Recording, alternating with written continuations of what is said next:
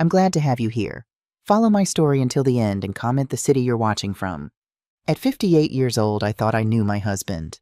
32 years of marriage, shared meals, shared dreams, a daughter we raised together. But the night a stranger at Walmart whispered a warning that saved my life, I discovered the man sleeping beside me had been planning to steal everything, including the home my late mother left me. She told me, "When your husband leaves tonight, don't touch the snow in your yard until sunrise." I thought she was crazy. I had no idea that following her advice would reveal footprints leading straight to my husband's betrayal and a plot to sell my house from under me for gambling debts I never knew existed. What happened next changed everything. The weather forecast had been warning us for 3 days. Major winter storm system moving through the Midwest. 8 to 12 inches expected. Travel not recommended. I stood at my kitchen window that Tuesday afternoon watching the first fat snowflakes begin to fall. December 15th, 10 days before Christmas. The sky had that peculiar yellow-gray color it gets before a big storm, heavy and oppressive, pressing down on our quiet street in Cedar Falls, Iowa. Our house, my mother's house really, though I'd lived here for 32 years, sat at the end of Maple Street, a modest 2-story colonial with white siding and black shutters. Nothing fancy, but it was paid for, which was more than most people could say.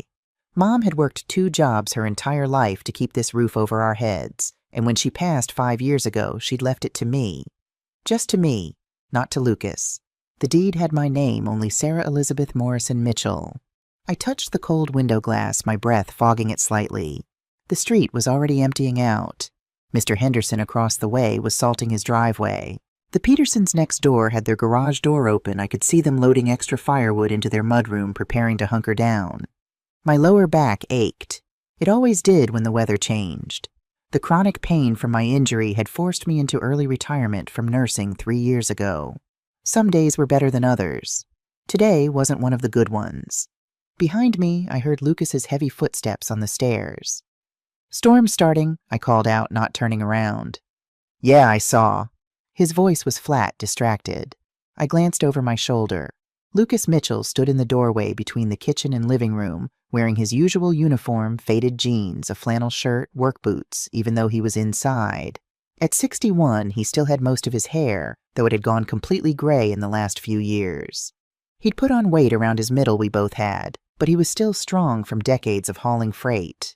He was staring at his phone, his thumb scrolling rapidly. His jaw was clenched tight the way it got when he was stressed. "Everything okay?" I asked. He looked up sharply, almost startled. "What, yeah? Fine." It wasn't fine. I'd known him long enough to read the signs. For the past 6 months, maybe longer, something had been off. Lucas had always been a quiet man, not much for conversation, but lately the silence had turned cold. He was irritable, snapping at small things. He'd lock himself in the little office upstairs, the spare bedroom he'd claimed as his own, for hours at a time. And the phone calls. Always stepping outside or going to another room. Always turning his screen away when I walked by. "I need to go to Walmart before the storm gets bad," I said, turning back to the window. "We're low on coffee, and I want to get some things for Christmas cookies. Emma's coming home next week, remember?" At the mention of our daughter, Lucas's expression softened slightly. "How's she doing out there in Seattle?" "Good. Busy with work. She says the tech company is crazy this time of year." "She send any money this month?" I frowned. Why would she send money? Emma's doing well, but she's not Lucas. We don't need her money. He made a noise in his throat, something between a grunt and a laugh. "Right, sure." Before I could ask what that meant, he was already heading toward the front hall closet where he kept his heavy winter coat and the duffel bag he used for long hauls. "You have a run tonight," I called after him. "In this weather. Got called for an emergency delivery. Chicago to Des Moines. They're paying double because of the storm." I walked to the hallway. Lucas was pulling out his bag, checking the pockets. "Lucas, that's dangerous. Can't someone else take it? We need the money, Sarah." "We're fine. We don't need— I said we need the money." He snapped it out, his voice sharp enough to make me flinch. We stood there in silence. The furnace kicked on warm air rushing through the vents. Outside, the snow was falling harder now, thick white flakes swirling in the growing wind. Lucas's shoulders sagged. "Sorry, I'm just stressed. Work stuff. Look, I'll be careful, okay? I've driven through worse than this." I wanted to push to ask what was really going on, but the wall between us felt so high lately. Every conversation seemed to end in tension or silence. "What time do you leave?" I asked quietly. "Need to head out by 10. It's a tight schedule." I glanced at my watch. 4:30. "I'm going to Walmart now before it gets worse. Do you need anything?" "No." He was back to scrolling on his phone, his face illuminated by the blue glow. "Actually, Sarah," I waited. He looked up, and something in his expression made my stomach tighten. His eyes were hard, calculating. "When you get back, I need you to clear the driveway and the walkway. All of it. Tonight." "Tonight, Lucas, it's going to snow all evening. Whatever I clear will I need it done tonight, before I leave at 10. His tone left no room for argument. "I'm leaving at 4 a.m. for this run. If the snow freezes overnight, the truck won't make it out. I need a clear path. No ice, no snow packed down. You understand?" My back twitched, a sharp reminder of why I couldn't do heavy physical labor anymore. "Lucas, I can't. My back is already acting up from the weather. I'll get up early tomorrow, and it needs to be done tonight, Sarah." He took a step closer. "This run pays $2,400. We need that money. If I can't get the truck out in the morning, I lose the job. Do you understand what I'm saying?" There was something in his voice I'd never heard before. Not just anger. Something colder. I'll try," I said, though I knew my back wouldn't let me. "Maybe I can ask Mr. Henderson to help, or no."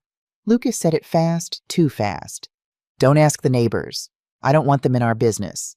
You can do it. Just use the light shovel. Take breaks. But it needs to be done before 11. Before 11. Not before he left. Before 11 specifically. I opened my mouth to ask why the specific time mattered, but Lucas was already heading upstairs, his phone pressed to his ear, his voice low and urgent as he spoke to someone. I stood in the hallway, my heart beating faster than it should. Something was wrong. Very wrong. The Walmart parking lot was already half empty by the time I pulled in at 5:15. Smart people were home, stocked up, ready to wait out the storm. I parked as close to the entrance as I could and pulled my coat tighter. The wind had picked up, cutting through the fabric like it wasn't even there. Inside the store had that strange atmosphere that happens before a storm. Fluorescent lights too bright, people moving with purpose, carts filled with bread and milk, like we were preparing for the apocalypse instead of a snowstorm. I grabbed a cart and headed for the coffee aisle first. My mind was still turning over Lucas's insistence about the driveway. It didn't make sense. Yes, he needed to get out in the morning, but snow was forecast all night. Anything I cleared at 10 would be covered again by 4 a.m. Why did it matter so much, and why had he been so specific about the time? Don't touch the snow. I shook my head. I was being paranoid. Lucas was stressed about money he'd made that clear. Maybe things were tighter than I realized. Maybe that's why he'd been so secretive about the bank statements lately, why he always said, "Let me handle it," when I asked about our accounts. I moved through the store in a daze, picking up items without really thinking: coffee flour, sugar chocolate chips for cookies Emma loved, a bag of the peppermint candies my mother used to keep in a crystal dish on the coffee table. I held the bag for a moment, remembering her hands wrinkled and strong, always moving, always working. Baby girl, she used to call me even when I was 50 years old. You're stronger than you know. Don't you ever forget that. If only she could see me now. 58. Early retirement forced by injury, walking on eggshells around a husband who felt like a stranger. I was in the baking aisle when I heard a commotion from the front of the store. Raised voices. I turned to see a small crowd gathering near the checkout lanes. Curiosity pulled me toward the sound. At register 7, an elderly black woman stood with her hands clasped together, her shoulders hunched as if trying to make herself smaller. She was maybe 75, wearing a threadbare winter coat that had seen better decades. Her shopping cart held the basics: milk bread, a package of chicken, some rice-canned vegetables, and children's items, juice boxes, graham crackers, a small toy truck. The cashier, a young woman with bleached blonde hair and a name tag that read Kylie, was speaking in that loud, slow voice people use when they think someone is stupid. "Ma'am, I've told you 3 times. Your card was declined. You don't have enough money." I thought I had enough," the elderly woman said softly. Her voice carried the gentle cadence of the South. "Could you try it again, please? Sometimes the machine makes mistakes." Kylie sighed dramatically and ran the card again. The machine beeped. "Declined? You're short $47. Behind the elderly woman, a man in an expensive North Face jacket checked his watch and sighed loudly. Come on, lady. Some of us have places to be. The elderly woman's hands were shaking now. Could I put some things back? The children need their milk and crackers. I can do without. We don't have time for this, the man behind her said. Either pay or move. I don't know what made me do it. Maybe it was thinking about my mother. Maybe it was the way the old woman was trying so hard to maintain her dignity while the world treated her as an inconvenience. Maybe it was the toy truck in her cart, clearly for a grandchild bought with money she couldn't afford to spend. I stepped forward, pulling my wallet from my purse. I'll pay for it, I said. Everyone turned to look at me. Kylie's eyes narrowed. The impatient man looked annoyed that his entertainment was ending, and the elderly woman turned to me with eyes that seemed to see straight through to my soul. Oh, honey, you don't need to, she started. Please, I said, handing my credit card to Kylie. It's no trouble. It's $47, Kylie said, as if I might change my mind. I can count, I replied, keeping my voice pleasant but firm. Kylie processed the payment with visible reluctance, as if doing a kindness personally inconvenienced her. The elderly woman watched me the entire time, her eyes bright with unshed tears. When the receipt printed, I took it and my card back. You can go ahead and bag her items, I told Kylie. The impatient man behind us huffed and switched to another lane. God bless you, the elderly woman said. I don't know how to thank you. My grandbabies, they're staying with me now, and money's been tight since. You don't need to explain, I said gently. I pulled a 20 from my wallet. Here, for the children. Buy them something extra. Her hand closed around the bill, and that's when she grabbed my wrist. Her grip was surprisingly strong for someone so frail-looking. Her skin was paper-thin, spotted with age, but warm. She held my eyes, and I saw something there that made my breath catch. Not just gratitude, something deeper, recognition maybe, or warning. Come outside with me, she said quietly. I need to speak with you. Please. I should have said no. I should have politely declined, collected my groceries, and gone home. But there was something in her voice, an urgency that overrode my usual Midwestern caution. Okay, I heard myself say. We finished checking out. I bought my few items, she gathered her bags. Together we walked toward the exit. The automatic doors slid open and the winter wind hit us like a slap. The snow was falling thick now, the parking lot already coated white. The elderly woman turned to face me, still holding one of my hands in both of hers. Up close, I could see the fine lines around her eyes, the silver in her hair that had once been black. And I noticed for the first time the bracelet on her wrist. Silver, old, tarnished, with words engraved for those who see. My heart stopped. My mother had owned a bracelet exactly like that. She'd worn it every day until she died. At her funeral, I'd looked for it among her things, but never found it. I'd assumed it had been lost or buried with her. You knew my mother, I whispered. The woman's grip tightened. Dorothy Hayes. Your mama and I were girls together long time ago. Lost touch when I moved south, but I never forgot Sarah Morrison. She had a gift, your mama.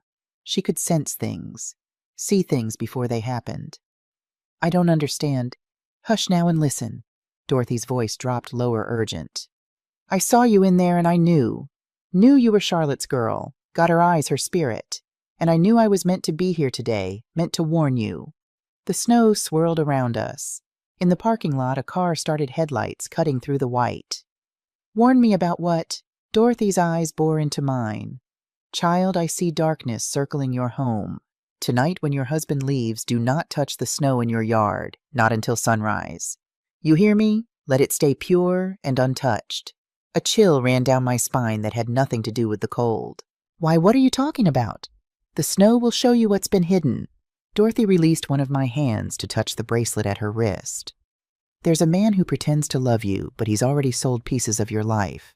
The snow is your witness. Trust what you see, not what you're told. Lucas, I breathed. Are you talking about my husband? I'm talking about betrayal, honey. About secrets that leave footprints. She squeezed my hand one last time. Your mama's spirit sent me here today. She says it's time for you to see clearly. Time to stop being blind to what's right in front of you. But how do you know? How could you possibly? Dorothy smiled, sad and knowing. Some of us, we see things.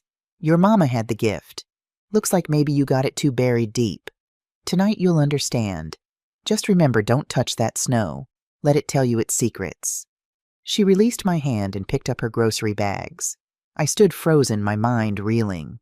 "Wait!" I called out as she started to walk away. "Where can I find you? How do I—" "You'll find me when you need me," Dorothy said over her shoulder. "Take care, Sarah Mitchell, and trust your instincts. Deep down, you already know something's wrong. Stop ignoring what you feel." Then she was gone, disappearing into the swirling snow, her figure becoming indistinct, then vanishing entirely. I stood there in the parking lot, snowflakes catching in my hair, melting on my cheeks, that might have been wet with tears or might just have been the snow. Don't touch the snow. He's already sold pieces of your life. Trust what you see. My phone buzzed in my pocket. A text from Lucas. "Where are you? Did you get the stuff? Don't forget about the driveway. Must be done by 11. I looked at the message for a long moment. Then I looked at my hand still warm from Dorothy's grip, and I made a decision that would change everything. By the time I pulled into our driveway, it was almost 6:30, and the snow was falling in sheets. The world had gone white and silent, that peculiar muffled quiet that comes with heavy snow. I could barely see the Hendersons' house across the street. Lucas's truck was still in the driveway, which meant he hadn't left yet. Good. Or maybe not good. I wasn't sure what I was feeling anymore. I grabbed the grocery bags from the trunk and hurried inside my boots already soaked through. The warmth of the house hit me like a wall. Lucas was in the kitchen, standing at the counter with his phone pressed to his ear. "I told you it'll be done," he was saying, his voice low and intense. "She'll take care of it tonight. You can come at midnight. Safe window is between midnight and 2 a.m. Make it quick, though. In and out." He hadn't heard me come in. I stood frozen in the doorway, grocery bags cutting into my hands. Yeah, I got it," Lucas continued. "No lights. Park on the street, not in the driveway. And for God's sake, be quiet. If she wakes up—" He paused, listening. "No, she won't. I'll make sure she takes her pain meds. She sleeps like the dead when she's on those." My breath caught in my throat. Lucas turned and saw me. For a split second, his face went white. Then he recovered his expression, smoothing out. "Hey, I'll call you back," he said into the phone and hung up. "Who was that?" I tried to keep my voice casual, but it came out shaky. "Work. Just coordinating the pickup time for tomorrow's run." He took the grocery bags from me, his touch impersonal. "You get everything?" "Yes." I watched him unload the bags, his movements jerky, nervous. "Lucas, what did you mean about me clearing the driveway tonight? I heard you say something about midnight." "You misheard." He said it too quickly. "I was talking about my schedule. I need to be on the road by midnight to make the delivery window."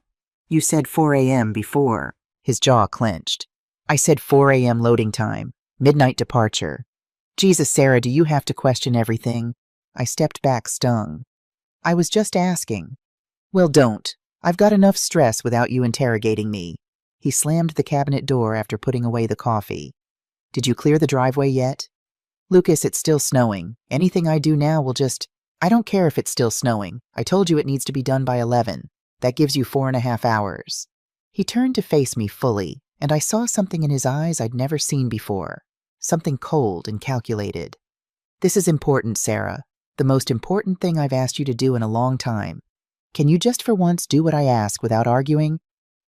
The words hit like a slap. In 32 years of marriage, Lucas had never spoken to me that way.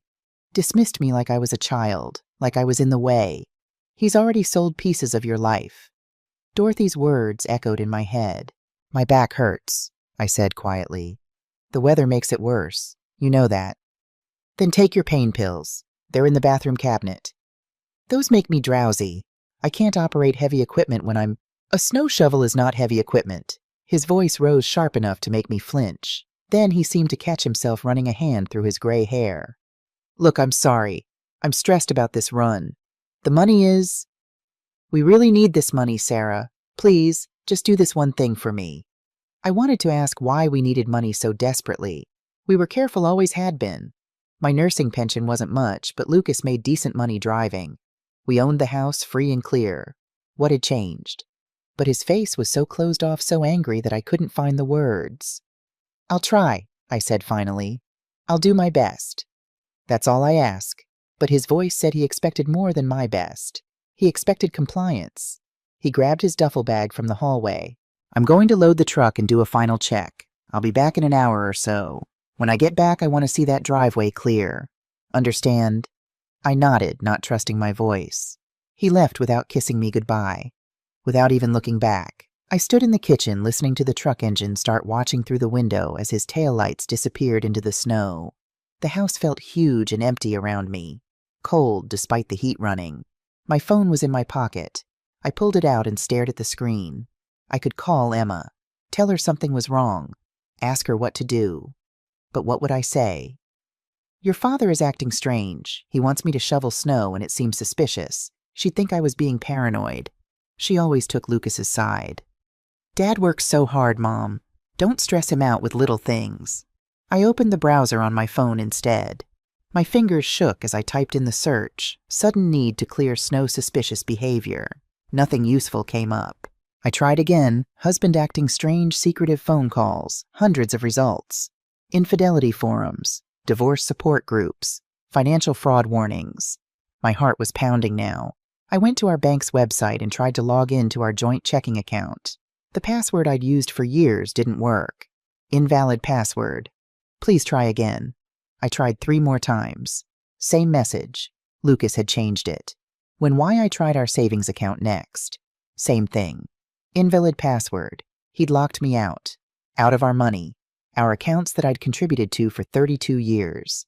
The pain in my back flared sharp and hot. I grabbed the edge of the counter, breathing through it. The pills were upstairs in the bathroom cabinet. Lucas had told me to take them. I'll make sure she takes her pain meds. She sleeps like the dead when she's on those. No, whatever was happening tonight, I needed to be awake for it. Alert. I went to the front window and looked out at the driveway. Already there was a good 3 inches of snow, smooth and unmarked, except for the tracks from Lucas's truck pulling out. "Don't touch the snow," Dorothy had said. "Let it stay pure and untouched. The snow will show you what's been hidden." I made my decision. I wasn't touching that snow. Not tonight. Not even if Lucas came home and raged at me. Not even if it cost me my marriage. Because deep down in a place I'd been ignoring for months, maybe years, I knew.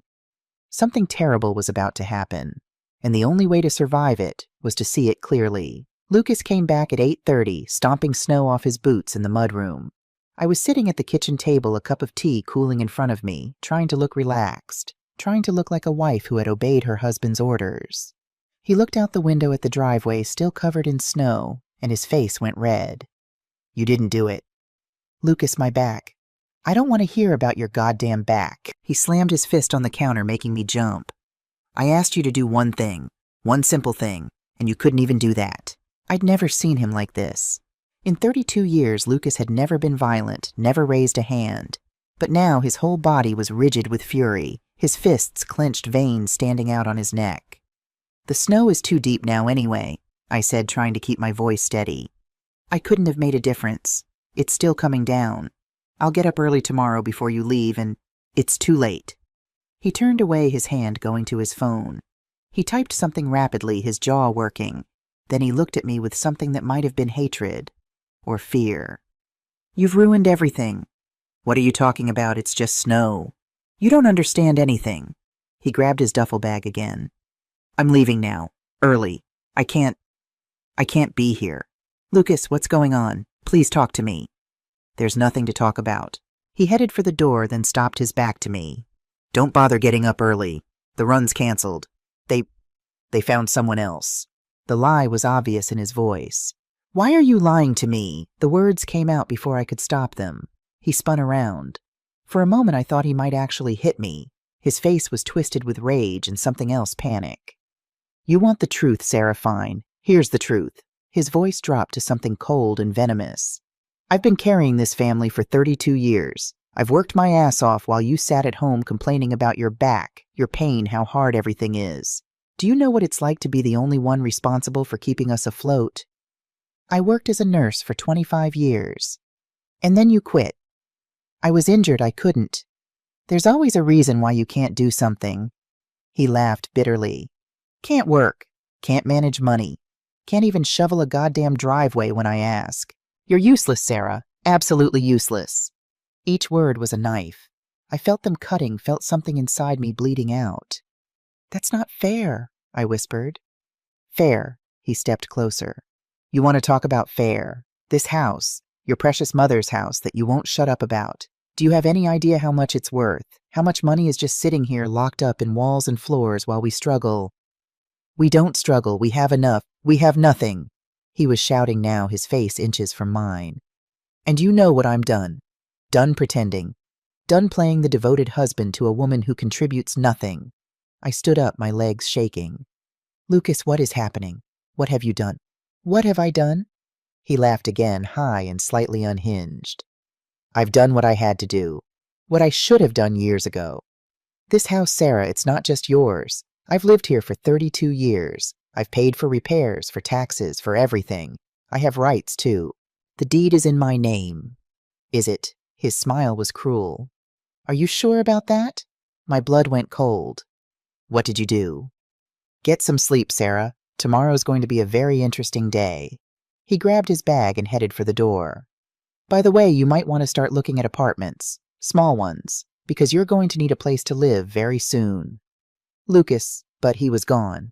The door slammed. His truck engine roared to life and then taillights disappeared into the snow once more. I stood in the empty kitchen, my whole body trembling, not from cold, from a rage so deep and pure I could taste it. He'd done something to the house, something involving tonight, involving the snow, involving whoever he'd told to come at midnight. I looked at the clock. 9:47 p.m. Don't touch the snow, Dorothy had said. The snow will show you what's been hidden. I turned off all the lights in the house, except one small lamp in the living room far from the windows. Then I went upstairs to my bedroom, our bedroom, though it hadn't felt like ours in so long, and positioned myself by the window where I could see the front yard and driveway. The snow was still falling thick and relentless. The street was empty, everyone tucked safely in their homes. The world felt suspended, holding its breath. I waited. At 11:34, my phone buzzed. A text from Lucas. You destroyed everything. I hope you're happy. I didn't respond. At 12:07 a.m., a vehicle turned onto our street. I pressed closer to the window, my heart hammering. It was a dark SUV, maybe black or navy blue. It drove slowly, carefully, like the driver was looking for an address. Then it stopped, right in front of our house. The driver's side door opened. A man got out. He was tall, maybe 6 feet, wearing dark slacks and a long winter coat, the kind you'd wear to the office, not for breaking into houses. He was carrying a briefcase or messenger bag. In the glow of the streetlight, I could see his face clearly clean-shaven, probably mid-40s with short dark hair. He stood there for a moment looking at the house. Then he checked his phone, texted something, and started walking up our driveway, into the snow. His footsteps were clear and deliberate dark impressions in the white. He walked slowly, methodically, going to the right side of the house, first stopping at each window. He'd peer in, make a note on a small tablet he'd pulled from his bag, then move on. He went around the entire house this way. Living room window, dining room, kitchen. Then, around back, I lost sight of him for a few minutes, my panic rising. Then he reappeared on the other side, checking the garage, the office window upstairs. He spent a particularly long time at our bedroom window, just standing there looking in. I was hidden by the curtain, but my skin crawled. Finally, after what felt like hours, but was probably only about 20 minutes, he returned to his vehicle. He sat inside for a while, the interior light on, writing or typing something. Then he drove away. I sat on the floor, my back against the wall, trying to process what I'd just seen. A man, at our house, at midnight, walking around looking in windows, taking notes. Not a burglar. Burglars don't wear business clothes and carry briefcases. Burglars don't move that slowly and methodically. But if not a burglar, then who? And why had Lucas been so desperate for me to clear the snow? The answer hit me like ice water. Because if I'd cleared the snow, there would be no evidence, no footprints, no proof that anyone had been here. The snow will show you what's been hidden. I looked out the window at the perfect unmarked snow of our front lawn, now marred by a clear trail of footprints. Evidence. Proof. Proof of what I barely slept. I sat by that window all night, watching, waiting to see if the man would return. He didn't. When dawn finally broke gray and cold, I went downstairs and made coffee with shaking hands. The house felt different. Violated. Like someone had walked through it, even though all the doors were locked. At 7:30, I couldn't take it anymore. I bundled up in my warmest coat and went outside. The snow had finally stopped. Everything was pristine and white, except for one glaring exception, the trail of footprints. I followed them with my eyes. Driveway. Around to the right of the house. Every window. The back door he'd tried the handle. I could see the disturbance in the snow. Around the other side. The garage. Back to his car. And there, half buried in the snow near the garage door, something caught the morning light. I walked over carefully, trying not to disturb the prints. I knelt down my back, screaming in protest, and picked it up. A business card. White. Expensive cardstock. Slightly damp from the snow. I brushed it off and read Nathan Rodriguez, Senior Property Assessor, Pinnacle Real Estate Solutions. Accurate valuations for your peace of mind. Below that, a phone number and email address. A property assessor. At my house. At midnight. I stood in my front yard at 7:30 in the morning holding a business card that made no sense, staring at footprints that shouldn't exist. Nathan Rodriguez, Senior Property Assessor. Property assessors don't come to houses at midnight. They don't sneak around looking in windows while the owners sleep. They make appointments. They come during business hours. They knock on doors, unless they're being paid to do something they shouldn't be doing. My hands were shaking so badly the card fluttered in the cold morning air. I pulled out my phone and took pictures. Lots of pictures. The footprints, the business card, the path around the house, every angle I could think of. Then I went inside my wet boots, leaving tracks on the hardwood floor I would have scolded Lucas for. I didn't care. I sat at the kitchen table and stared at the card for a long time. Finally, I dialed 911. 911, what's your emergency? I need to report a trespasser. Someone was on my property last night, at midnight. Are they still there, ma'am? No. No, they left hours ago. But I have evidence. Footprints in the snow, and they dropped a business card. There was a pause. Ma'am, if the person has left and you're not in immediate danger, you'll need to call the non-emergency line to file a report. Please, my voice cracked. Something is very wrong. I think my husband arranged for this person to come. I think something illegal is happening. Another pause, longer this time. Stay on the line, ma'am. I'm going to connect you with an officer. 20 minutes later, a Cedar Falls police cruiser pulled up in front of my house. I watched from the window as a man in uniform got out, taking care not to disturb the footprints. He was maybe 45 with graying brown hair and a kind face weathered by Iowa winters. I met him at the door before he could knock. Mrs. Mitchell, I'm Officer James Donnelly. He had a slight Irish lilt to his voice, the kind that comes from growing up in a house where the old country was still talked about. You called about a trespasser. Yes, please come in. But carefully, the footprints. I see them. He looked at the trail around the house, his expression growing more serious. How about you tell me what happened from the beginning? So I did. I told him about Lucas's strange insistence that I clear the snow. The midnight visitor. The business card. I didn't mention Dorothy's warning that seemed too strange, too unbelievable, but I told him everything else. Officer Donnelly listened without interrupting, taking notes in a small notebook. When I finished, he looked at me with an expression I couldn't quite read. Mrs. Mitchell, do you have any security cameras? No, I always thought we live in a safe neighborhood. I never thought we needed them. What about your neighbors? The Petersons next door might. They had some trouble with package thieves last year and installed a camera facing the street. Let's go talk to them. Mrs. Peterson was still in her bathrobe when she answered the door, her gray hair in curlers. But when she saw Officer Donnelly's uniform, her eyes went wide. Oh my goodness, Sarah, are you all right? Did something happen? I'm fine, Helen, but Officer Donnelly needs to see your security footage from last night, around midnight.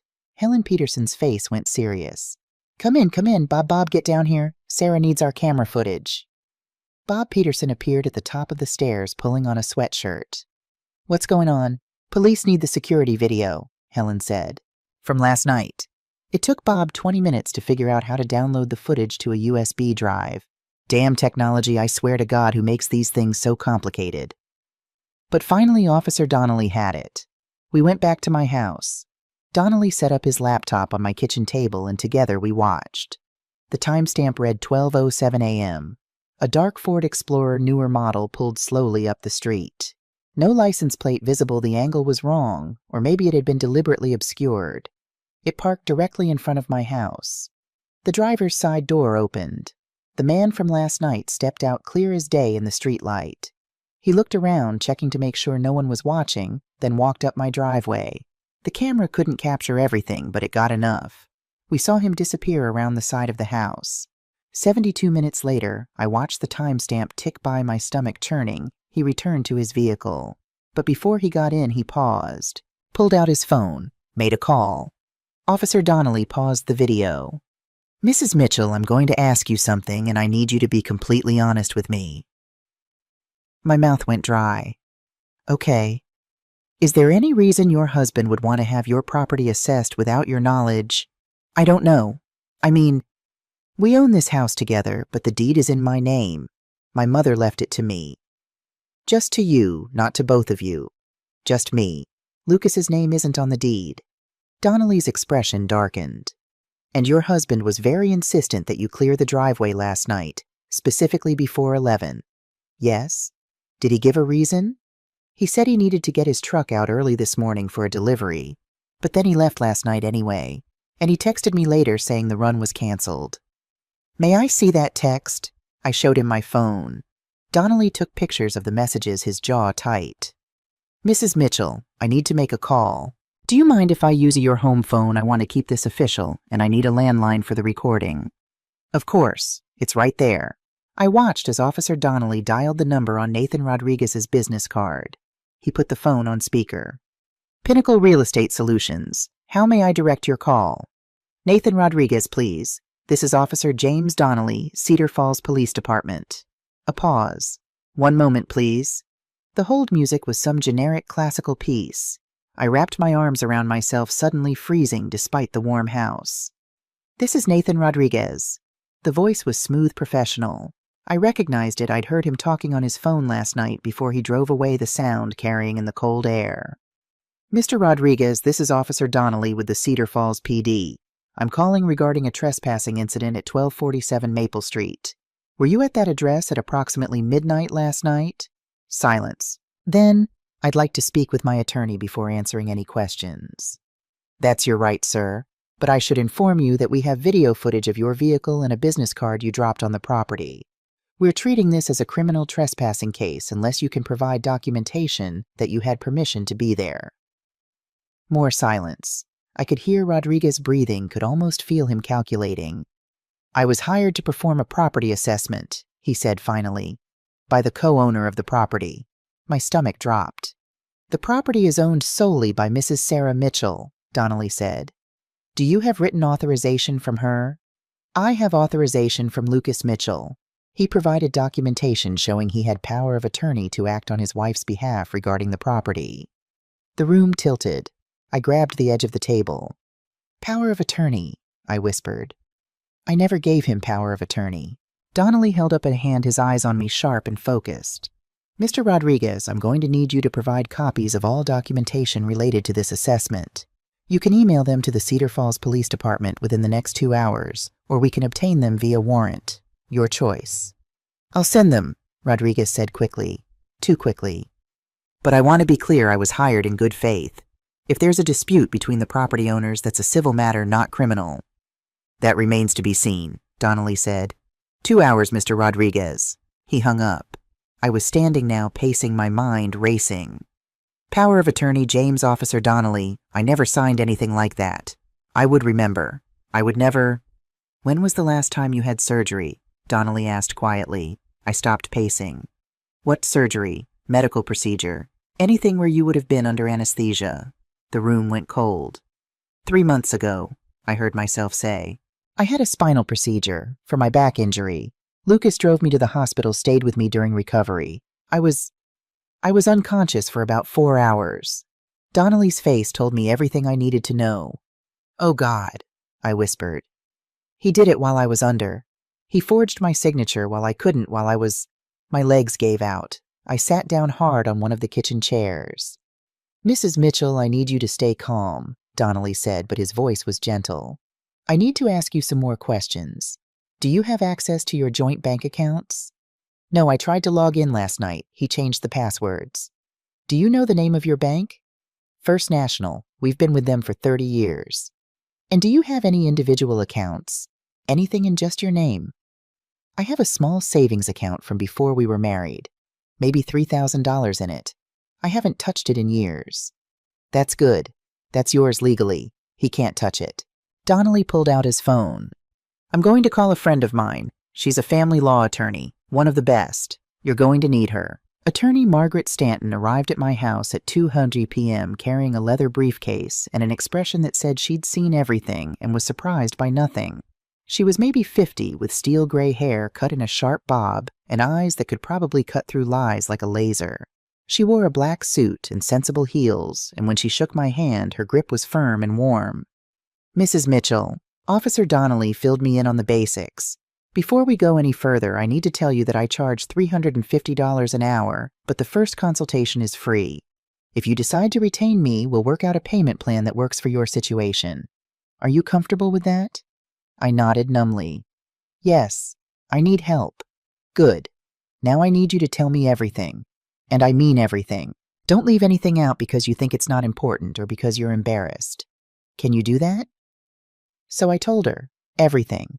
Dorothy's warning, Lucas's behavior over the past months, the midnight visitor, the business card, the changed passwords, the power of attorney I never signed.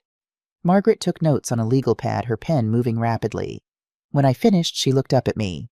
Mrs. Mitchell, may I call you Sarah? Please. Sarah, I'm going to be direct with you. What your husband has done, if we can prove it, constitutes several serious crimes. Forgery, fraud, potentially elder abuse, though at 58 you're technically not quite in that category. But the power of attorney fraud alone could send him to prison. I felt sick. I don't want to send him to prison. I just want my house safe. I want him to stop. I understand. But Sarah, you need to understand something. Your husband isn't just hiding money or having an affair. He's attempting to steal your home. The home your mother left you. That's not a small thing. That's not something we can fix with marriage counseling. What do I do? First, we need to see what documentation Nathan Rodriguez sends to the police. Then I need you to do something that's going to be difficult. She leaned forward. I need you to search your husband's office. His papers, his computer, if you can access it, his phone records, bank statements, anything you can find. Can you do that? He keeps the office locked. Can you get in? I thought about it. There's a spare key in the garage. He doesn't know I know about it. Then that's where we start. Officer Donnelly had left to file his report, but he'd promised to send me copies of everything Rodriguez submitted. Margaret and I went upstairs to Lucas's office. The door was locked as expected. I went down to the garage, my hands shaking, and found the spare key taped under the workbench. Lucas had hidden it there years ago after locking himself out of the office once. He thought I didn't know. I'd always known. The key turned smoothly in the lock. The door opened. Lucas's office was neat to the point of being sterile. A desk with a computer, filing cabinets, a bookshelf with old trucking manuals and some paperback thrillers. Nothing personal. No family photos, no mementos. How had I never noticed how cold this room was? Start with the filing cabinets, Margaret said, pulling on a pair of thin gloves she'd produced from her briefcase. Look for anything related to property legal documents or financial institutions you don't recognize. The first two drawers were innocuous. Old tax returns, vehicle registrations, insurance papers. The third drawer was locked. Do you have a key? Margaret asked. No. She pulled a small toolkit from her briefcase. I didn't see anything. You understand? I understand. It took her less than 2 minutes to pick the lock. The drawer slid open. Inside was a manila folder thick with papers. Margaret lifted it out carefully, set it on the desk, and opened it. The first document made my blood run cold. Power of attorney, know all men by these presents, that I, Sarah Elizabeth Mitchell of 1247 Maple Street, Cedar Falls, Iowa, do hereby make, constitute, and appoint Lucas Robert Mitchell as my true and lawful attorney in fact. The signature at the bottom looked like mine, almost exactly like mine, but I had never seen this document before in my life. Look at the date, Margaret said quietly. September 18th, the day of my spinal surgery. He did it at the hospital, I whispered, while I was unconscious.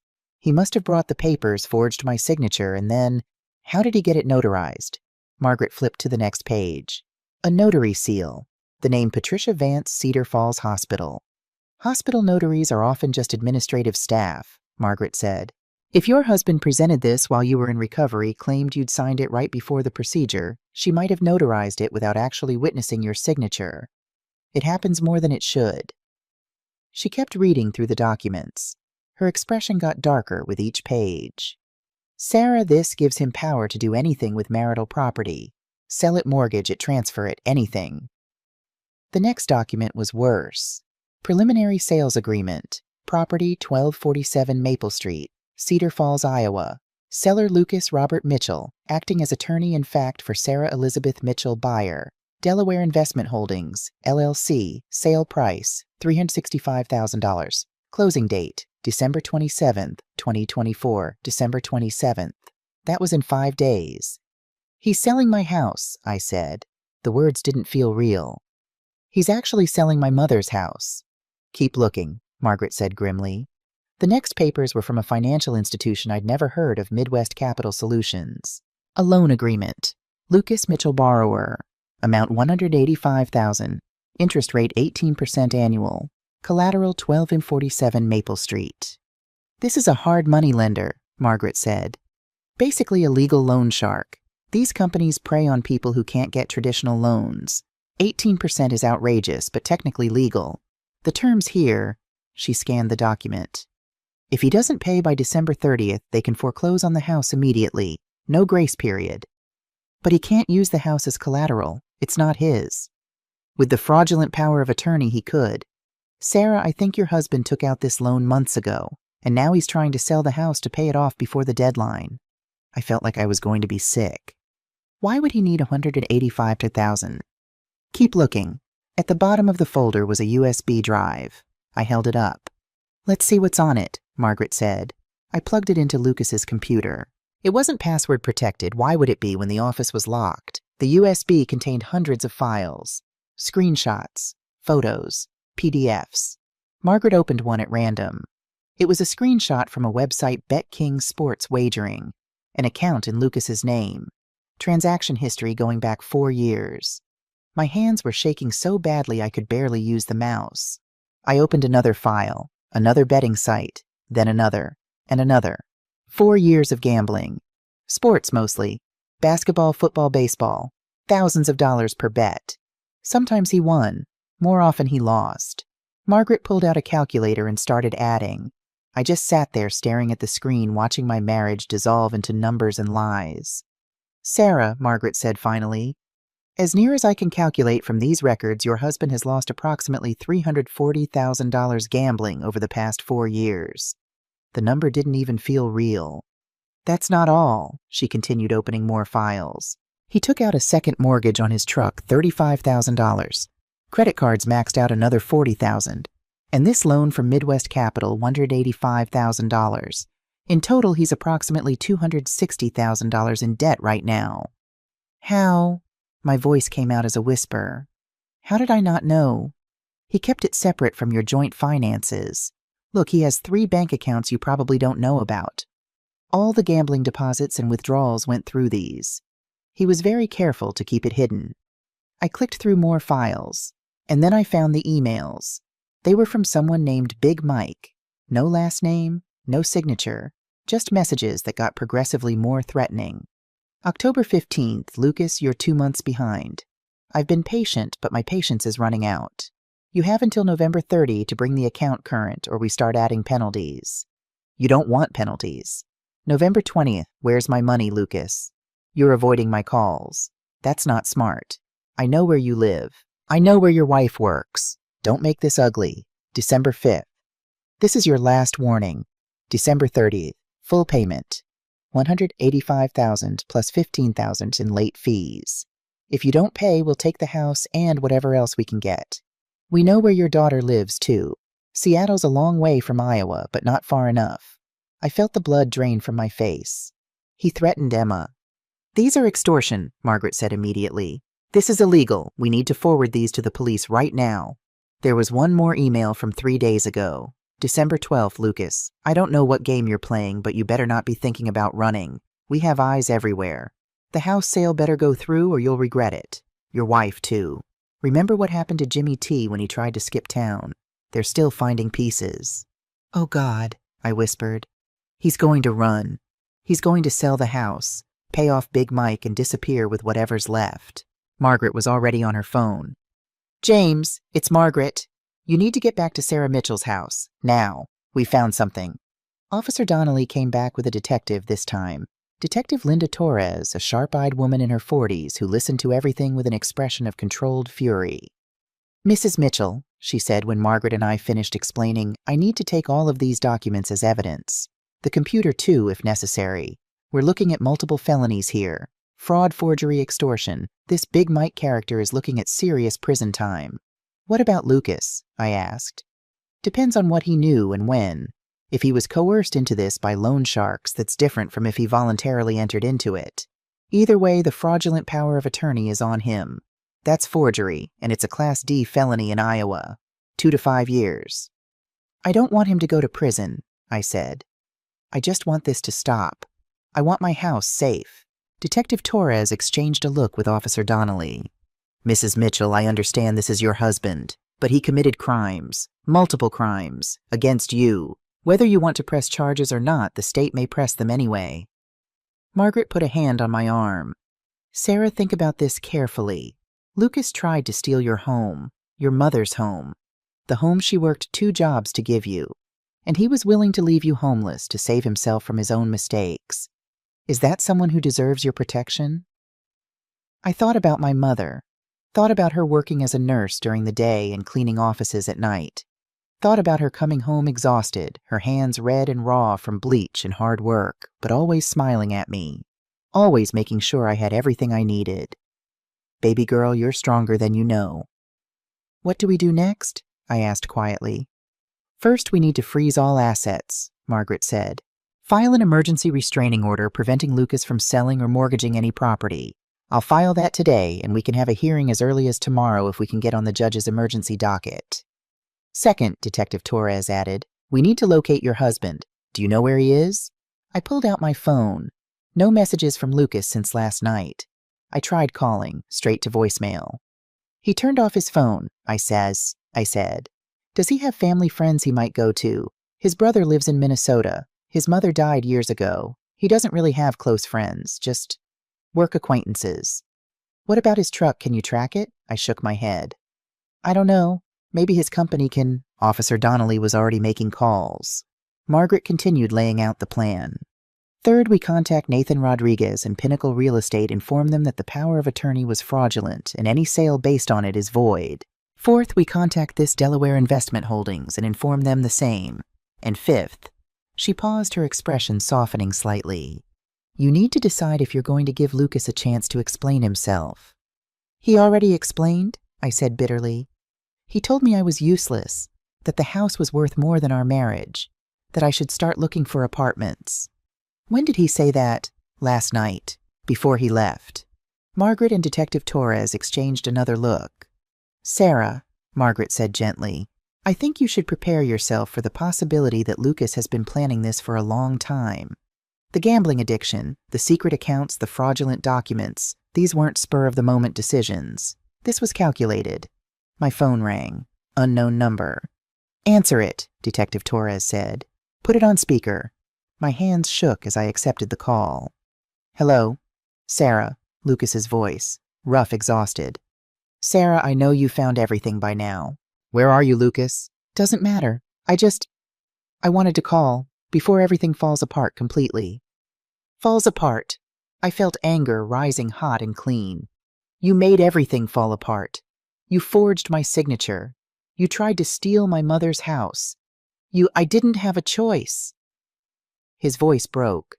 You don't understand. Big Mike, he was going to kill me, Sarah. Kill me, and maybe you too. I had to do something. You could have told me, we could have faced it together. We could have sold the house, legally paid off your debts, started over. And then what? Lucas laughed, bitter and broken. Live in some apartment. Watch you resent me every day for losing your precious mother's house. I couldn't do that. I couldn't watch you hate me. So instead you made me hate you by stealing from me. Silence. Then, I'm sorry. God, Sarah, I'm so sorry. I'm weak. I'm a coward. I got into gambling because I felt worthless. You were the nurse saving lives. I was just a truck driver. When I won, it felt like I was somebody, like I mattered. You mattered to me? I whispered. You were my husband, the father of my daughter. That mattered, Lucas, until you threw it away. I know. His voice was thick with tears. I know, and now it's too late. They're coming for me, Sarah. Big Mike's guys. They know the house sale fell through. They know I can't pay. I'm a dead man. Detective Torres was frantically writing on a notepad. Keep him talking. Where is he? Lucas, where are you? Let us help you. The police can protect you from Big Mike if you testify against him. I can't. His voice dropped to barely a whisper. Sarah, I need you to know, I did love you, once, before I destroyed everything. I hope you can find happiness, maybe with someone who deserves you. Lucas, don't... The line went dead. I stared at the phone, my heart pounding. Trace the call, Detective Torres snapped at Officer Donnelly. Now. But I already knew what they'd find. A burner phone. Untraceable. My husband was in the wind, and the nightmare was just beginning. The next 72 hours were a blur of police stations, lawyers' offices, and sleepless nights. Margaret filed the emergency restraining order that same afternoon. By the next morning, December 23rd, 2 days before Christmas, we were standing in front of Judge Patricia Hawthorne, a woman in her 60s with silver hair and eyes that had seen every kind of family tragedy imaginable. The courtroom was small, just a hearing room, really. Margaret presented our case, the fraudulent power of attorney, the medical records proving I was unconscious when it was supposedly signed, the forged signature analysis from a handwriting expert Margaret had hired overnight. Lucas's lawyer, a nervous young man named Brad Simmons, who'd clearly been hired by Midwest Capital Solutions, tried to argue that the power of attorney was legitimate, that I had signed it, that this was just a marital dispute. Judge Hawthorne shut him down in 30 seconds. Mr. Simmons, I have medical records here showing Mrs. Mitchell was under general anesthesia at the exact time this document was supposedly signed. Unless you're suggesting she achieved a medical miracle and woke up mid-surgery to sign legal documents, I suggest you stop wasting this court's time. She granted the restraining order. All property transactions were frozen. The house sale to Delaware Investment Holdings was voided. The fraudulent power of attorney was declared null and void. Furthermore, Judge Hawthorne said, looking directly at the space where Lucas should have been sitting, I'm issuing a warrant for the arrest of Lucas Robert Mitchell on charges of forgery, fraud, and attempted theft. Mr. Simmons, you will inform your client, if you're in contact with him, that turning himself in voluntarily will be looked upon favorably by this court. Brad Simmons gathered his papers with shaking hands. Your Honor, I haven't been able to reach Mr. Mitchell since yesterday. I was hired by Midwest Capital Solutions to represent their interests, not his specifically. Then I suggest Midwest Capital Solutions find a new strategy, the judge said dryly, because this fraudulent loan agreement isn't worth the paper it's printed on. Dismissed. We walked out of the courthouse into a bright, cold December morning. The snow from earlier in the week had been plowed into gray mountains at the edges of the parking lot. Everything looked dirty and tired. What happens now? I asked Margaret. Now we wait. The police are looking for Lucas. In the meantime, you need to secure your house and your finances. Change all the locks. Get a security system installed. Move your money to new accounts he can't access. What about Big Mike and Midwest Capital? Margaret's expression darkened. That's more complicated. Detective Torres is investigating them, but these organizations are often hard to pin down. They operate in legal gray areas. The threats against you, those are definitely illegal, and if they contact you again, you call 911 immediately. Understood. I nodded, but my hands were shaking. Margaret, I'm scared. What if they come after me? What if... Sarah. She gripped my shoulders, forcing me to meet her eyes. You are not alone in this. You have me. You have the police. And you have something Lucas never counted on. What's that? You're a fighter.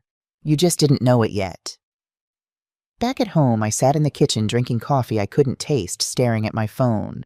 No calls from Lucas. No messages from Emma I hadn't told her yet. How do you tell your daughter that her father tried to steal your home to pay gambling debts? The doorbell rang, making me jump. I peered through the window. A woman stood on my porch, elderly and familiar. Dorothy. I flung open the door. Dorothy, how did you... Saw the police cars yesterday, she said simply. And I heard from Helen Peterson what's been happening. Thought you might need a friend. I burst into tears. Dorothy came inside, took off her worn coat, and made me sit down while she made fresh coffee and grilled cheese sandwiches, the kind of simple comfort food my mother used to make when I was sick. "Now," she said, setting a plate in front of me, "tell old Dorothy everything." So I did. All of it. The whole terrible story. When I finished, Dorothy sat back in her chair, her weathered hands wrapped around her coffee mug. 40 years ago, she said quietly, my husband did almost the same thing. Not gambling, he had a whole other family. Been supporting them for 6 years while I thought we were just struggling financially. One day he told me he was leaving, taking our savings, leaving me with 3 children and a mountain of debt. Oh, Dorothy, I'm so sorry. Don't be. It was the best thing that ever happened to me. She smiled and it transformed her face. I got angry. Really, truly angry for the first time in my life. And that anger made me strong. I worked 3 jobs, raised my babies, sent all 3 to college, bought my own house, nothing fancy, but it was mine. She leaned forward. What I'm telling you is this. Lucas took a lot from you.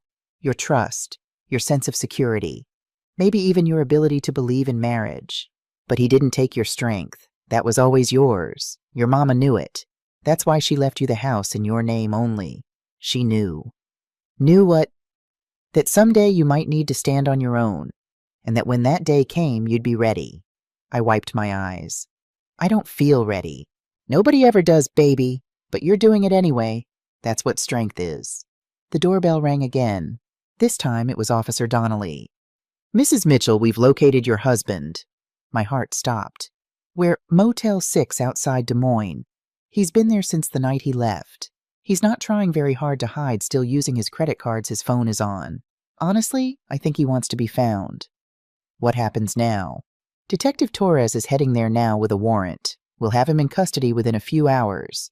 But Sarah, Donnelly's expression was troubled. There's something else. We've been monitoring activity around your house. A dark sedan has driven past 4 times in the last 2 days. Different car than Rodriguez's SUV. We think it might be associates of Midwest Capital. Dorothy stood up. I'm staying here. Sarah shouldn't be alone. Actually, Donnelly said, we're assigning a patrol car to drive by every hour, and I'd recommend that security system sooner rather than later. Lucas was arrested at 3:47 p.m. on December 23rd. He didn't resist. According to Detective Torres, he'd been sitting in his motel room watching TV, surrounded by empty whiskey bottles and pizza boxes, looking like he was waiting for the end of the world. They brought him back to Cedar Falls and booked him into county jail. The charges were extensive forgery fraud, attempted theft, filing false documents. Bail was set at $100,000. Lucas couldn't make bail. Margaret asked if I wanted to see him. I said no. But Emma called that night crying. Mom, what's happening? The police called me. They said Dad's been arrested. They said he tried to steal your house. That can't be true. Tell me it's not true. I sat on my mother's old couch in my mother's house that Lucas had tried to steal, and I told my daughter the truth. She didn't believe me at first. Made excuses. Said there must be a misunderstanding. But when I sent her the court documents, the evidence, the screenshots of gambling losses, she went silent. I'm coming home, she said finally. I'll catch a flight tomorrow. Christmas Eve. I need to see you. Emma, you don't have to. Mom, her voice cracked. My dad tried to make you homeless. I need to come home. After we hung up, I sat in the dark living room watching the Christmas lights on the houses across the street. The Hendersons had put up an inflatable Santa. The Petersons had white icicle lights that sparkled in the cold air. Normal people living normal lives with normal problems. I envied them. The doorbell rang at 9:30 p.m. I froze. Officer Donnelly had said they'd drive by every hour, but it wasn't time yet. Dorothy had gone home to feed her grandbabies, promising to come back in the morning. I was alone. I crept to the window and peered out. A man stood on my porch. Big, maybe 6'4", wearing an expensive leather jacket despite the cold. He had a shaved head and the kind of face that had seen violence and dealt it out in equal measure. He knocked again, louder. Mrs. Mitchell, I know you're home. I just want to talk. I pulled out my phone, dialed 911, kept my thumb over the send button. Go away, I called through the door. I'm calling the police. Go ahead. I'm not doing anything illegal. Just standing on your porch wanting to have a conversation." His voice was surprisingly smooth, educated. "5 minutes of your time, Mrs. Mitchell? That's all I'm asking." "Are you Big Mike?" A pause, then a laugh. "Michael Thompson. But yeah, some people call me Big Mike. Your husband owes me a considerable sum of money, Mrs. Mitchell. I'm here to discuss repayment options." "Lucas's debts aren't my debts. Talk to your lawyer." "Oh, I have lawyers. Very good lawyers. Who've explained that legally you're correct. But Mrs. Mitchell, I'm not talking about legalities. I'm talking about practicalities." My hand was shaking on the phone. "If you threaten me, I will press charges. The police have your emails to Lucas. Extortion is a crime. Those emails were sent to your husband, not to you, and they were simply explaining the consequences of defaulting on a loan. That's not extortion, that's business." He knocked again, gentler this time. "Please, Mrs. Mitchell. 5 minutes, face to face. You'll feel safer, I promise." Every instinct screamed not to open the door, but something else whispered that running from this wouldn't make it go away. I hit send on 911 first. "911, what's your emergency?" "There's a man at my door. Michael Thompson. He's connected to a loan shark operation. I'm at 1247 Maple Street. I'm going to talk to him, but I want police here." "Ma'am, do not engage with—" I put the phone in my pocket, still connected, so 911 could hear everything. Then I opened the door. Big Mike smiled. Up close, he was younger than I'd thought, maybe 45. Well-groomed. Expensive watch. He could have been a banker or a lawyer. Nothing about him screamed criminal. That made him more frightening. "Thank you for seeing me," he said politely. "May I come in?" "No. You can say whatever you need to say from right there." "Fair enough." He clasped his hands in front of him, almost prayer-like. "Mrs. Mitchell, your husband borrowed $185,000 from my company. He signed a contract. He agreed to terms. He used your house as collateral. Illegally. He forged my signature. The court voided that contract. So I've been informed, which is why I'm here." He leaned against the porch railing, casual. "See, from a legal standpoint, you're absolutely right. The contract is void. I can't touch your house. But from a practical standpoint, I'm out $185,000. That's a lot of money, Mrs. Mitchell. That's not my problem." "It could be." His smile never wavered. "Your husband is in jail. He has no assets. He can't pay me back. You, on the other hand, own a house worth approximately $380,000. Now, I'm not asking for the full amount Lucas owes. I'm a reasonable man. How about we settle for $100,000, you take out a mortgage, pay me, and we all go our separate ways?" "No." "Think carefully, Mrs. Mitchell. My company has a reputation to maintain. When someone defaults on a loan, there are consequences. Your husband understood that. I'd hate for those consequences to extend to you." In my pocket, I knew 911 was recording every word. I just had to keep him talking until the police arrived. "Mr. Thompson," I said, forcing my voice to stay steady, "you're not a reasonable man. You're a criminal who preys on desperate people. You charged my husband 18% interest that's usurious. You sent him threatening emails mentioning my daughter. You threatened violence. That's extortion. And now you're standing on my porch trying to intimidate me into paying a debt that isn't mine." His smile faded slightly. "I know the police are investigating your company," I continued. "I know they have your emails. I know that every word you're saying right now is being recorded by 911, who I called before I opened this door. So unless you want to add more charges to whatever you're already facing, I suggest you leave. Now." For a long moment, Big Mike just stared at me. The friendly mask slipped and I saw what was underneath. Something cold, calculating, dangerous. "You're making a mistake," he said quietly. "No, Lucas made the mistake. You made the mistake of threatening me. I'm just standing up for myself." Sirens wailed in the distance, getting closer. Big Mike straightened up, adjusted his expensive jacket. "This isn't over, Mrs. Mitchell." "Yes," I said firmly. "It is." 2 police cars screeched to a halt in front of my house. Officer Donnelly jumped out of one hand on his weapon. Detective Torres emerged from the other. "Michael Thompson," Torres called out. "We'd like to ask you some questions about threatening communications sent to Lucas Mitchell and potential extortion charges." Big Mike didn't run, didn't resist. He just smiled that cold smile and said, "I want my lawyer." "That's your right," Torres said, handcuffing him anyway. You're under arrest for extortion, criminal threatening, and operating an illegal lending operation. You have the right to remain silent." I watched from my doorway as they put him in the police car. He looked at me once through the window, his eyes promising that this wasn't really over. But I stared right back. Because I wasn't the same woman who'd stood in this doorway a week ago, scared and uncertain. I was Sarah Elizabeth Morrison Mitchell, and I wasn't backing down. Emma arrived on Christmas Eve, stepping off the plane looking so much like the little girl I'd raised that my heart broke all over again. She was 29 now, a successful software engineer, independent and strong.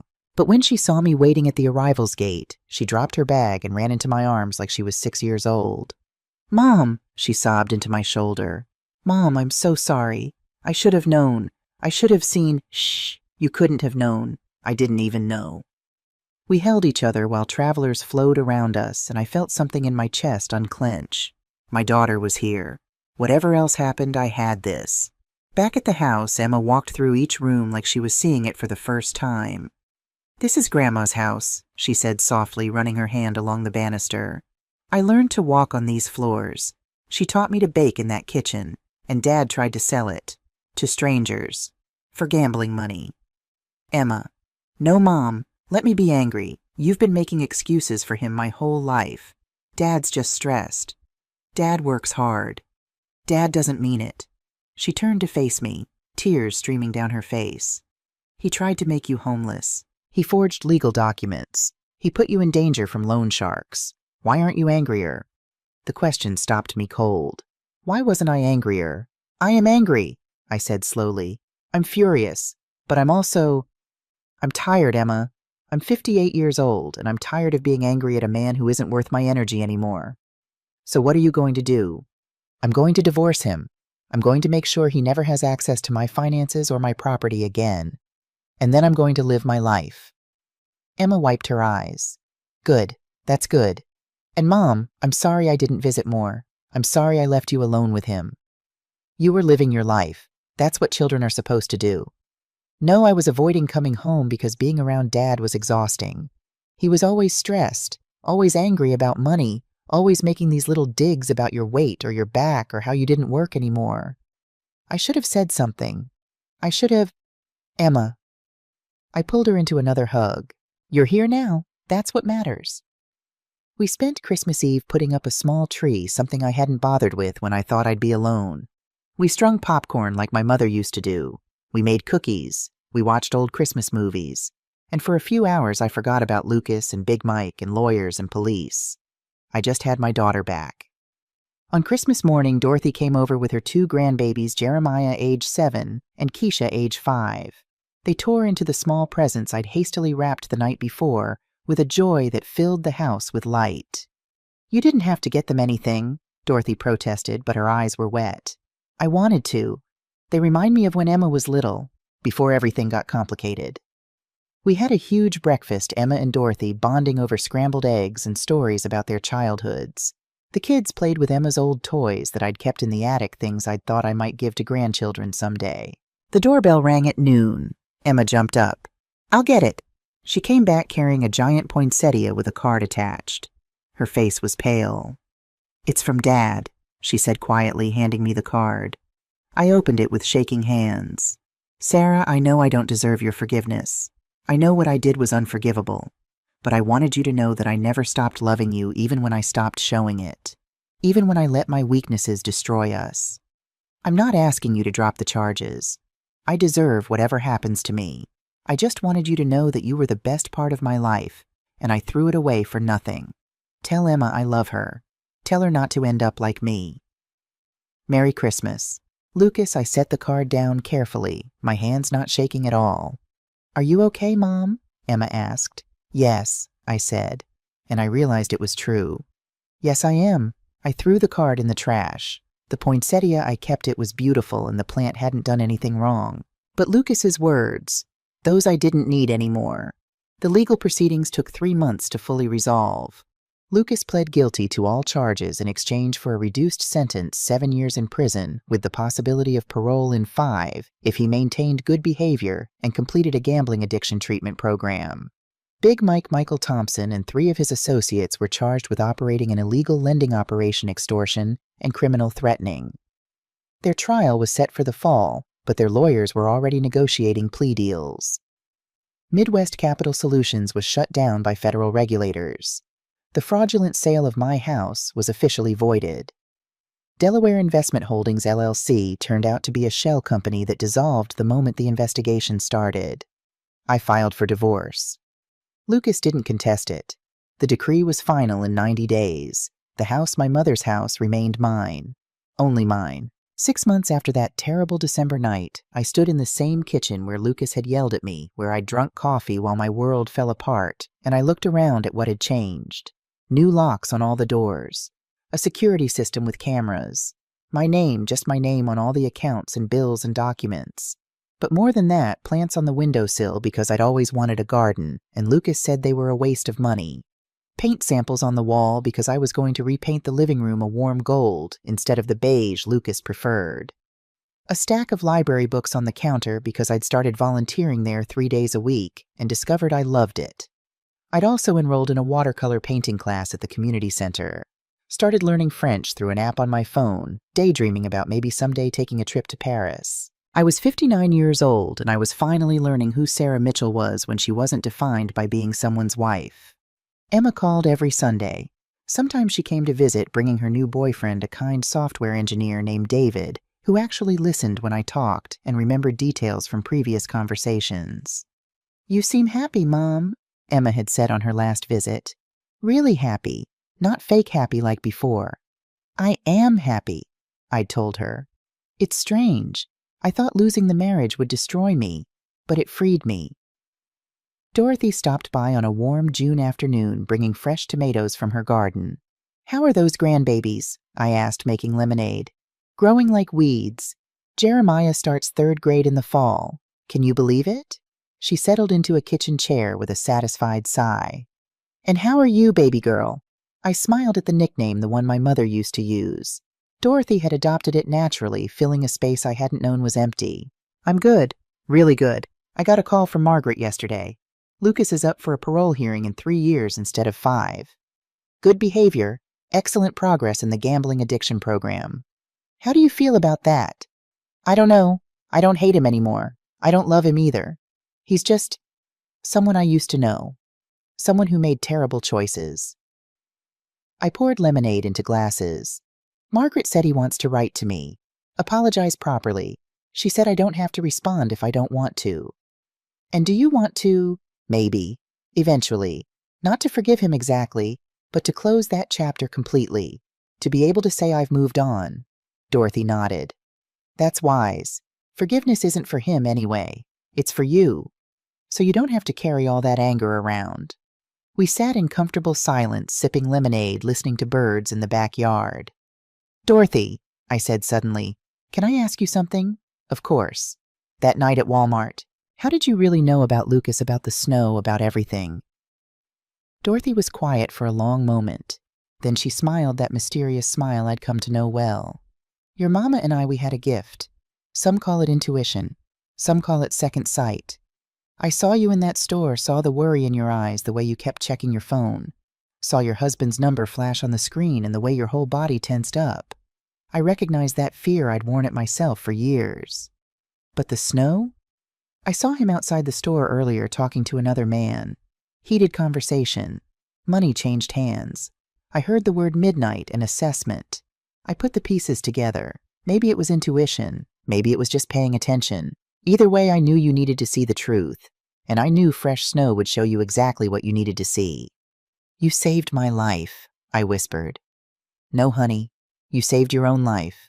I just reminded you to keep your eyes open." December came again, bringing snow and cold and the anniversary of the night that changed everything. I stood at my kitchen window watching the first flakes fall, and I felt peace instead of fear. The doorbell rang.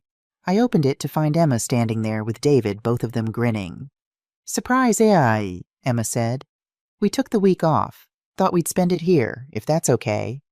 "More than okay," I said, pulling them both inside. "It's perfect." That evening we decorated the house for Christmas. A real tree this time, tall and full, filling the living room with the scent of pine. Lights strung everywhere. The popcorn garland tradition maintained. Emma found the old ornaments in the attic, the ones from her childhood. "Oh my God, remember this one?" She held up a clay star she'd made in kindergarten. "Grandma kept everything." "She did," I said softly. "She believed in holding on to the good things." We hung the clay star on the highest branch. Later, after David had gone to bed in the guest room and Emma was asleep in her old bedroom, I sat alone in the living room looking at the tree lights in the darkness. My phone buzzed, a text from an unknown number. I almost didn't open it, but something made me look. "Mrs. Mitchell, this is Patricia Vance, the notary from Cedar Falls Hospital. I know it's been a year, but I wanted you to know that I testified against my employer about the fraudulent power of attorney. I lost my job, but I couldn't live with what I'd done. I'm truly sorry for my part in what happened to you. I hope you found peace." I stared at the message for a long time. Then I typed back, "Thank you for your honesty. It takes courage to admit mistakes and make them right. I have found peace. I hope you do too." Another buzz. This time from Margaret Stanton. "Merry Christmas, Sarah. Saw the news Big Mike took a plea deal. 15 years. You're safe. You won. Sleep well." I sent back a heart emoji. Then I opened my email and found the draft I'd been working on for 2 weeks. A letter to Lucas. Not forgiving him. Not absolving him. Just closing the circle. "Lucas, your lawyer said you wanted to write to me. I wanted to write first. I don't hate you anymore. I also don't love you. You're a stranger who once shared my life, who made choices that hurt me deeply, and who is now facing the consequences of those choices. I hope prison gives you time to become the man you should have been. I hope you find peace with yourself. I hope you learn that your worth doesn't come from winning bets or controlling things or maintaining an image. I hope you learn to be honest. But I'm not waiting for your redemption. I'm not checking in on your progress. I'm not going to be part of your healing journey. I'm living my own life now. A good life. A happy life. A life where I matter not because of what I can give someone else, but because I exist. That's all I wanted to say. Goodbye, Lucas." Sarah, I sent it. Then I deleted his contact from my phone, blocked his email, removed every digital trace of him from my devices. I was done carrying him with me. Outside, the snow fell thick and white, covering everything in purity, covering the scars and footprints of the past year, creating a blank page. Tomorrow was December 16th. 1 year and 1 day since Dorothy had warned me not to touch the snow. 1 year since the snow had shown me the truth that saved my life. I walked to the window and pressed my hand against the cold glass. "Thank you, Mama," I whispered to the night. "Thank you for the house. Thank you for the strength. Thank you for knowing I'd need both." Somewhere in the distance, a church bell chimed midnight. A new day, a new year ahead, a new life already begun. I smiled and went to bed in a house that was mine, in a life that was mine with a future that was entirely, completely, beautifully mine. The snow had revealed the truth, but I had SA. The letter arrived on a Tuesday in March. I just returned from my shift at the library, my arms full of groceries and a new watercolor set I'd splurged on. The French class I'd been taking for 2 years was finally paying off. I was reading simple novels in French, now planning that trip to Paris for the fall. The envelope was simple white with a return address from Iowa State Penitentiary. "Lucas, I almost threw it away unopened, but curiosity won. Sarah, I don't expect you to respond to this. You made it clear in your last letter that we're done, and I respect that. I'm writing because my parole hearing is next month, and my counselor suggested I make amends to the people I've hurt. Not for forgiveness, I don't deserve that, but for my own recovery. I'm 2 years sober from gambling. I attend GA meetings twice a week in here.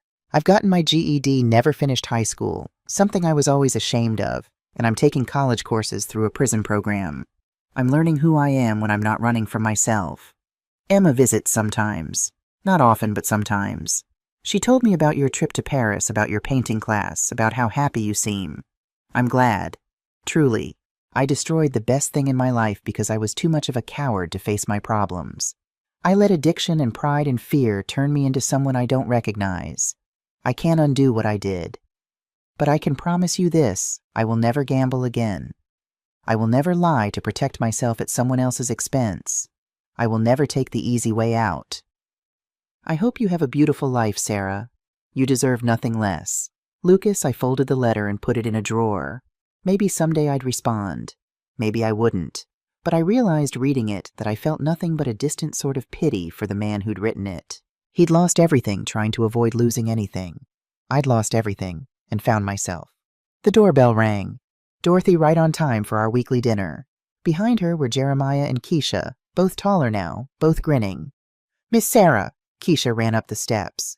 "I made honor roll Grandma said you'd want to see. Of course I want to see." We went inside into the warm house that smelled like the roast I'd put in the slow cooker that morning.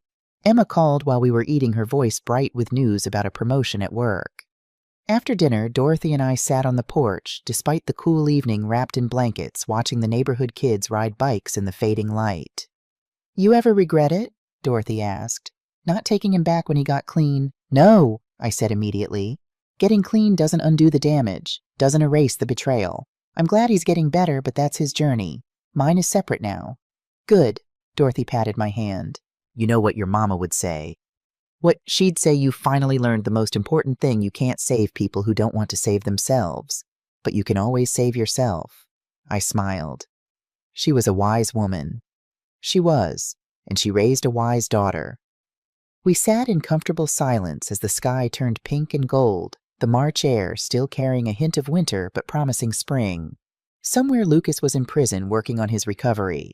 Somewhere Big Mike was serving his sentence, paying for his crimes. Somewhere Emma was building her career and her life. And here I was home, in the house my mother left me, living the life I'd saved, finally completely whole.